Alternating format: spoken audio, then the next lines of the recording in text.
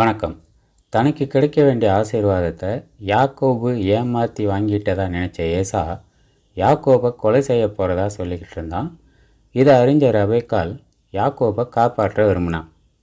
அதனால் ரெபேக்காள் ஈசாக்கு கிட்ட போய் சொன்னால், ஏசா கல்யாணம் முடித்த கானான் தேசத்து பெண்களால் எனக்கு வாழ்க்கையே வெறுத்து போச்சு. யாக்கோபும் இந்த தேசத்து பெண்களில் கல்யாணம் முடித்தா நான் உயிரோட வாழ்ந்து பயனே இல்லை அப்படின்னு சொல்கிறா. ஈசாக்குக்கும் அது சரின்னு படுது.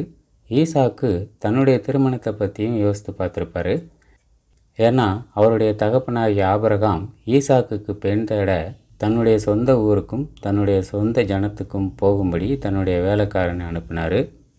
அதுபோல் யாக்கோபுவுக்கும் தன்னுடைய சொந்த ஜனத்திலிருந்து பெண் பார்க்க விரும்பினார்.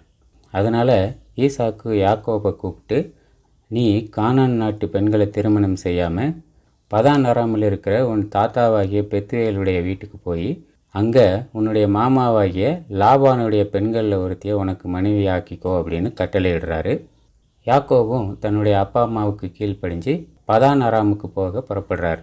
போகிற வழியில் சூரியன் மறையும் நேரத்தில் ஒரு இடத்துல தங்க முடிவு செய்கிறாரு.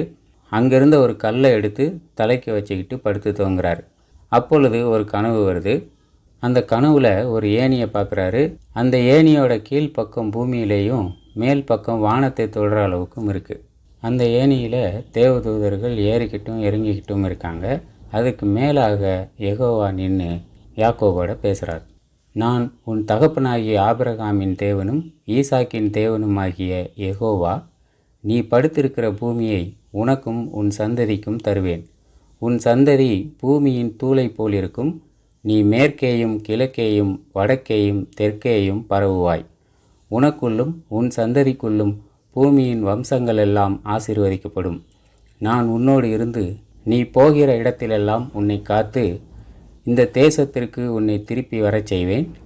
நான் உனக்கு சொன்னதை செய்யும் வரை உன்னை கைவிடுவதில்லை என்றார். தூக்கம் கலைஞ்சு எழுந்த யாக்கோபு என்ன சொன்னாருங்கிறத அடுத்த 2 வசனங்களில் பார்க்கலாம். உண்மையாகவே யெகோவா இந்த இடத்தில் இருக்கிறார், இதை நான் அறியாமல் இருந்தேன் என்றான். அவன் பயந்து, இந்த இடம் எவ்வளவு பயங்கரமாயிருக்கிறது, இது தேவனுடைய வீடே அல்லாமல் வேறல்ல, இது வானத்தின் வாசல் என்றான். யாக்கோபு அந்த இடத்த வானத்தின் வாசல் அப்படின்னு சொன்னது கனவு கண்ட பிரமிப்பினால் சொன்னதாக தான் தெரியுது. ஏன்னா அதற்கு பிறகு பைபிளில் அந்த இடத்தை பற்றி அப்படி எந்த குறிப்பும் இல்லை. உயிர்த்தெழுந்த பிறகு இயேசு கிறிஸ்து பரலோகத்துக்கு ஏறி செல்லும்போது கூட எருசலேமுக்கு பக்கத்தில் இருந்த ஒலிவு மலையிலிருந்து தான் ஏறி சென்றார். யாக்கோபுக்கு தன்னுடைய ஆசீர்வாதமும் உதவியும் இருக்குது அப்படிங்கிறத காட்டுறதுக்காக தான் கடவுள் அவருக்கு இந்த கனவை காட்டியிருக்க வேண்டும். தொடர்ந்து சிந்திப்போம். நன்றி.